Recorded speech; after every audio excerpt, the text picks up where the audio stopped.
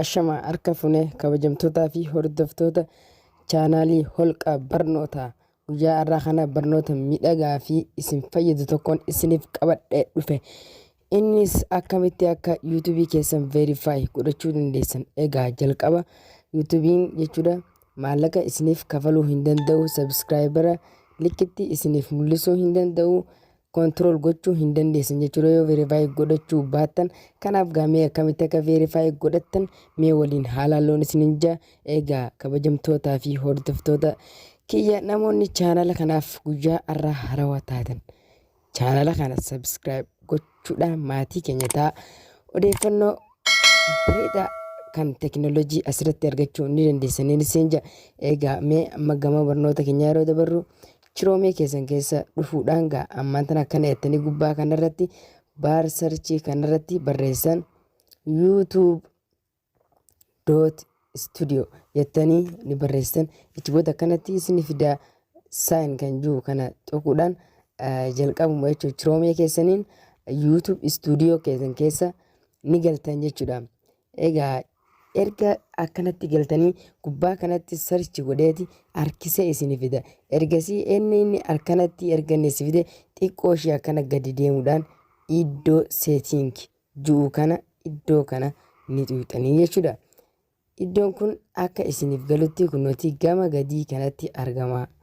Kunnoola iddoo seetingii xiqqoo tana irratti ni xuuxan jechuudha. Erga xuuxanii booda kunnooti iddoo chaanaal jiru kana filattanii jechuudha. Iddoo chaanaal jiru kanarratti ni xuuxan. Ichi booda kunnooti akkanatti waa sadii akkanatti isiniif tarreessaa jechuudha. Basic information fi advancing fi featuring kan jiru kana isiniif fida. Achi booda isa kanarratti xuuxu jechuudha. Isa dhumaa kanarratti xuuxan. Achi booda akkanatti ni ilaaltan jechuudha. YouTubein daqiiqaa dheeraa isiniif gallakkisuu hin danda'u. Daqiiqaa 15 isiniif gallakkisuu hin danda'u. Achi booda kunnooti akkuma argaa jirtan veerifaayi hin taane jechuudha. Xiyyaa kana yeroo iddoo kanatti yeroo akka iddoo kanatti akkana buutan akkana xiqqoo ishee akkanatti ol ooftan jechuudha. Iddoo veerifaayi phone number kan jiru kana iddoo kanarratti ni xuuxanii jechuudha. Akkuma xuuxanii Chiroomee isin filachiisa. Chiroomumaan seentanii Chiroomee keessanii ergaa seentanii booda akkanatti sarchi godhee isiniif fidaa jechuudha.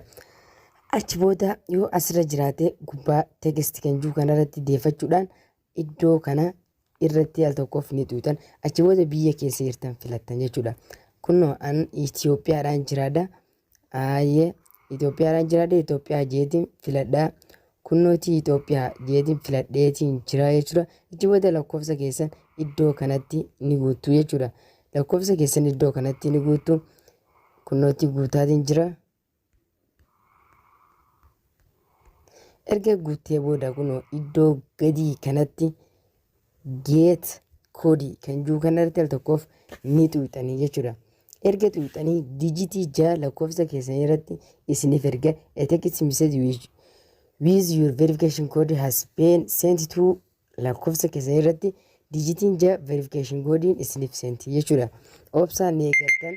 Kunnooti kiyya ammanaaf seeneetii jira. Kunnooti 830 takka 33 830 fi takka 33 jettanii iddoo kana keessatti ni barreessitu. Ichi booda kunnooti iddoo kanatti submit kan jiru kanarratti ni xuuxanii jechuudha. Erga xuuxanii kana kunnoo wow